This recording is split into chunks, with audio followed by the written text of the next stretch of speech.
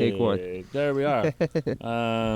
Okay, so here we are at the Biltmore Theatre. My name is Will McGuirk, and I'm here with the fabulous, handsome Darren Clarke. I wouldn't say that. Okay. Darren Clarke. Yeah, who's Thanks, Will. a singer-songwriter. We've known each other for a while. I know him from the band Stables. Many of you will know him too from that band. He's got solo work out. Got an album coming out. Yeah. Well, it is out now. Is it available like online and stuff? It's available online. Pardon me? Is it physical? Like is it a CD or any of that stuff? So we're working on that. Okay. Yeah. All right. Okay. So right now, folks, available on your favorite I streaming. think it's on Spotify sites. and stuff. Yeah. Laurie told me not to speak about social media because I haven't got a clue. Okay, so it's not. So it's not on Spotify. That's not YouTube. social media, is it? I don't know. I don't know either. I don't know. It might be. Yeah, I'll give it that. It's on Instagram, folks. Okay. That's the way it is. Okay, so, but first and foremost, we are here at the historic Biltmore Theatre in beautiful sunny downtown Slowcity, because you've got a show. Yes. Tell us everything about the show that we need to know. So we're going to be playing at the Biltmore, and I'm going to have a little band with me that night. I got John Sloan on bass, and he's a local guy, and he's amazing on the stand-up bass. And then I got Dan Reef on drums. What a nice little touch he has. And then we got Carrie O on, she'll be doing keys and singing harmonies. Excellent. So, and I'm not sure how often the whole band thing, because you know what it's like nowadays, like different gigs have different size venues and like if you have a full band or not. So I'm definitely going to be playing probably a lot of solo stuff too. Okay. But and then we have Joey O'Neill opening up, and she's amazing. I think she actually just did residency at downtown Toronto there at what's that place called, man? Cameron? Or yes. Cameron? Yes. Yeah. Thank you, Will. So she did that. Yeah. You do a lot of residencies down there. It's a great little spot, man. And historic. Yeah, it's amazing there. She's a singer-songwriter, and she has, I think she has 2 albums now. I'm not positive on that. I should probably say that, but she has an amazing album for sure that I know of. And she's got a great vibe, and she's so sweet. She's such a sweet girl. Excellent. So, for the viewers, Sloan is in the Doozies. Yes. Reefer is in Mechanite Filters, plus other couple of bands around. Right. I think they play in a lot of work. Paper Tigers, something. Paper Cages, I think is with Chris. I think. And obviously you would know each other. Well, how did this band form? Like, why those cats? Yeah, that's a good question. I actually started my solo project with another drummer, and unfortunately he got sick and passed away, which was really hard. And so shout out to Steve. And so Dan, Laurie, I think my beautiful wife Laurie mentioned Dan, and I knew Dan when he played with Abel, and I knew he's a great guy. It's always, I think we should start with great guys before we get, you know what I mean, like musicians involved. So anyway, great guy and an amazing touch on the drums. So I think Laurie got the ball rolling with that. And John, I mean, I seen the Doozies play before, and I knew they're a great band, and I knew how good he was. And so he just kind of floated along there and into my brain and got that happening. And then Carrie, Laurie is really good friends with Carrie, and she's in the Good Lovelies. So she's in that amazing band, the Good Lovelies, and she has such a wonderful. All 3 of them have beautiful voices, and Laurie mentioned that too. So Laurie does a lot of work for me. I need to have a manager. It is. Not necessarily, however, the people who are on the record. So solo record. This is so Dan and John aren't on the record. No, so this is just put together for the it's put together after the record was done. But on the record, we have some amazing musicians there. We have Travis Good from the Sadies. So he did some banjo and some guitar work, which was amazing. Carrie, again, she did some harmonies in a few songs. And a shout out to James McKenty. He's James is great. He was like my partner doing the album. He produced it and recorded it and all that. So he really did a lot for the album and for me. So, and there was, I think there was another. I'm having a brain lapse. All the people who Yeah. left out, they're all going to watch them and going, hey. Yeah. Yeah. Oh, okay. Well, Baguski from Oh, Mike. Mike. Yeah, So he played keys on one From song Blue there, Rodeo. Old Winding Road. Yeah. Yes. So Yeah. I didn't know Mike. James did. Yeah. And then James recommended him. So I was like, yes. Yeah. So that happened there, and then Weber from the Weber Brothers. What's his first name Is it again? Sam or Ryan? Ryan. Bass. Yeah. So he played. He played the cello-y kind of vibe in Dirty Face. Yeah. And his band, and he's amazing too. So anyway, I got very lucky with Totally the support did, man. on the album. Well, Yeah. you can say lucky. Of course you did. Fortunate. Fortunate, yeah. You know, I mean, Grateful. Luck makes itself. Mhm. Album title? Dirty Face and a Broken Screen. Okay. Yeah. But a lot of this sort of stuff, use a lot of like recognizable names, obviously, that you have on the album.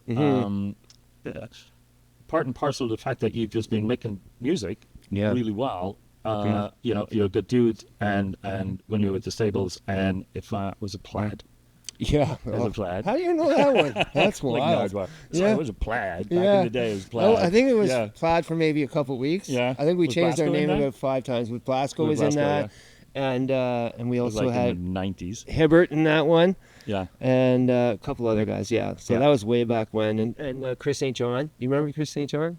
I don't know if I do know So Chris he St. was John. drummer, Yeah, and he was a great guy. He is Yeah. a great guy and great drummer too. So anyway, that was a long time ago, Will. I think you It's skipped a bunch of 90s, stuff. man. No, yeah. I just remember it popped into my head. Yeah. It was a while ago. Yeah. But that's what I'm saying. But in between, you have played. Yeah. The three of you in the Stables and all your other sort of projects. You've toured. You've gathered up some stuff. You're all super social. You're all like your focus of your band, even on stage, is kind of like that campfire. So you're very open to like bringing people in. So I mean, I'm not surprised that musicians would know musicians and would want to be on your album, all right? Because I think That's that nice. those Yeah. connections are already there. Yeah. You know? So along the way, yeah. over the years, I did meet a lot of people, and Yeah. then started intertwining with different artists and musicians and stuff, and and that was part of the whole how we turned out on the album there. And I mean, I moved up to Warkworth, Ontario, and Travis actually lives kind of close to me, so that was a blessing. Yeah. In disguise in the beginning, because I didn't know that, and then so anyway, yeah. It's one of those things, though. Tell me a little bit about this sort of music community that is around Warkworth, because it's like Bradley Boys up there too, right? Bradley Boys there as well. Yeah. Yes. A few of our folks have all moved up into that area. Yeah. And I would suspect that, when you meet people and you know you're musicians, it's Warkworth reminds me a little bit like Uxbridge as well. There's just an innate desire to gather and create.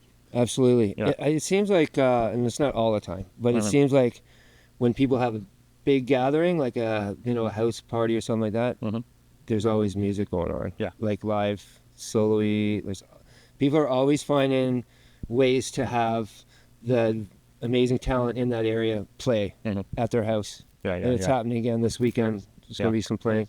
Shout out to Matt Holpe's there as well. Okay. He's just down the road from me, and so, and there's a couple other bigger ones, but I don't really want to say because I don't know if they want people to know that they live there. Are you on your album? Yeah. No. Well, then we don't No. care.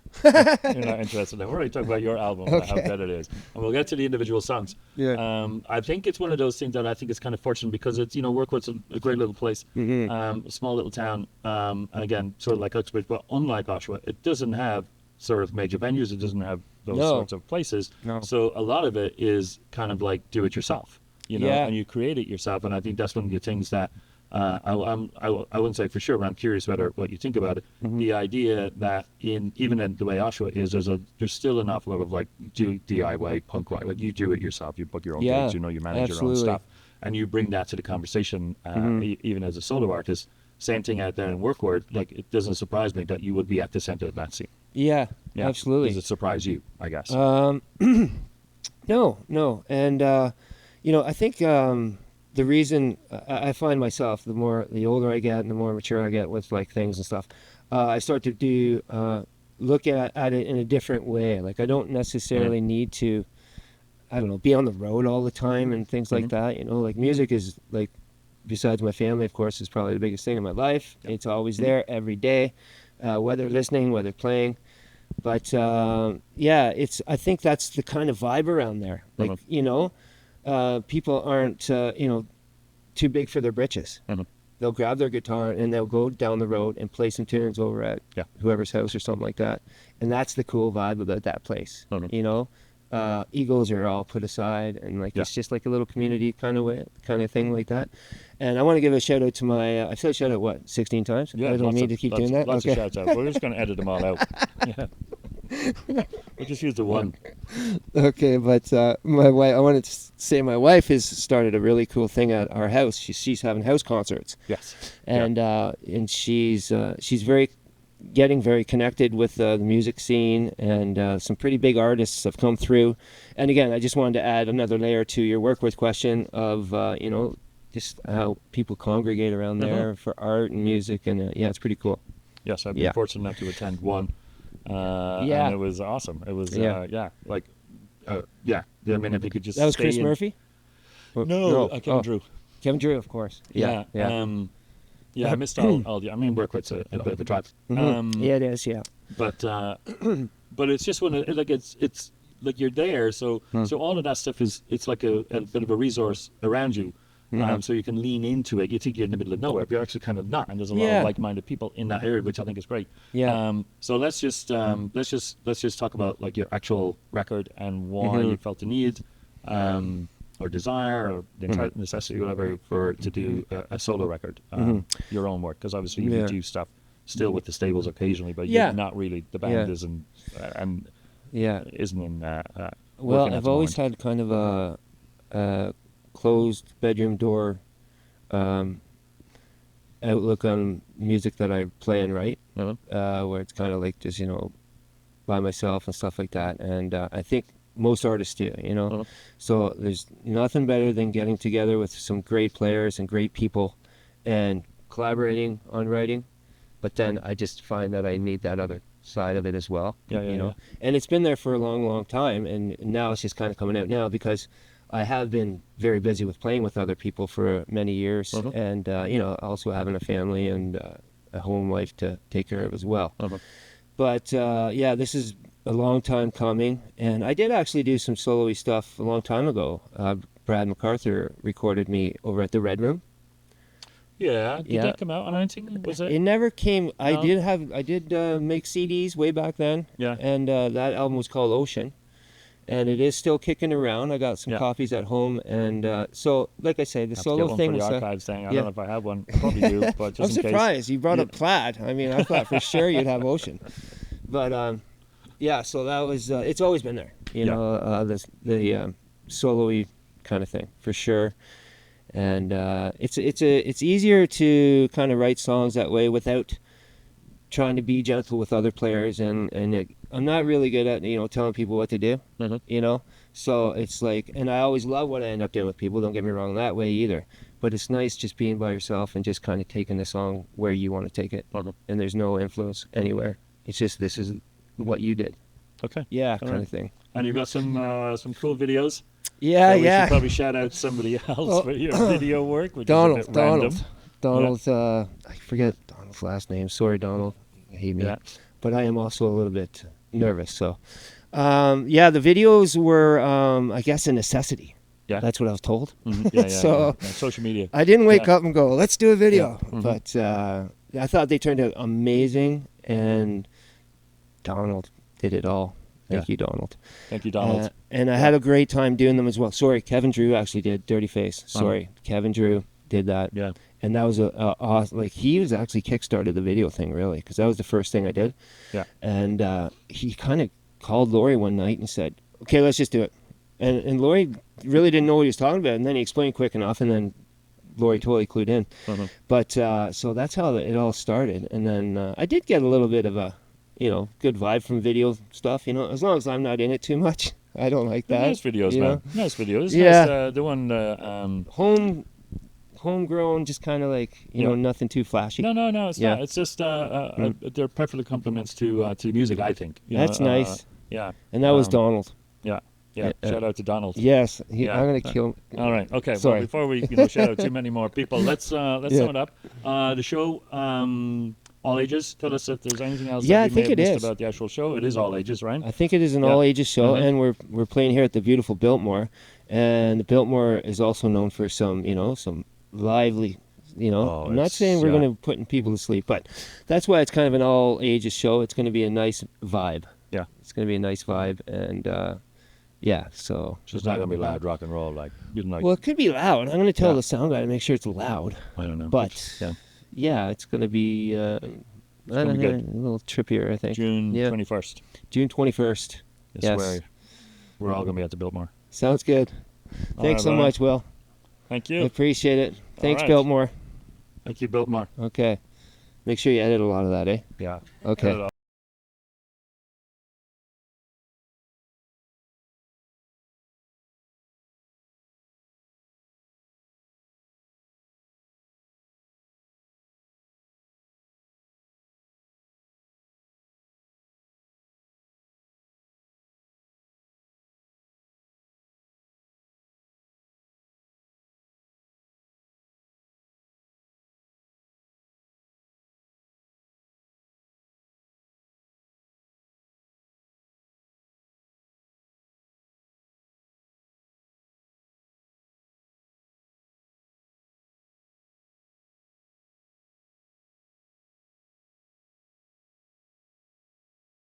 How you doing, guys? This is Darren Roy Clarke at the Biltmore Theatre, and the band's going to be playing here on June 21st, and Joey O'Neill will be opening up, and she's got such a sweet vibe. Love to see you guys come out. All right.